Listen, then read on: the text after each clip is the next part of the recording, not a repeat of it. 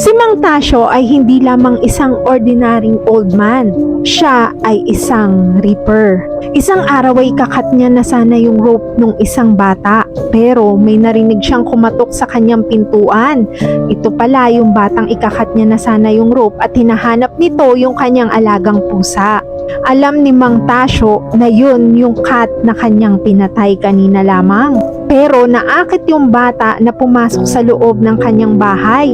Kinontrol niya ang mga rope dito at hinabol naman ito ni Mang Tasyo. Gusto niya nang ikat yung rope ng bata pero aksidenteng nakita ng bata yung kanyang patay na alagang kitten. Kaya binalaan niya si Mang Tasyo na ibalik ang buhay ng kanyang kitten or else ay puputulin niya ang lubid ni Mang Tasyo. At dahil sa takot ay ibinalik niya nga into life yung kitten ng bata at na-realize niya na masama pala ang kanyang ginagawa.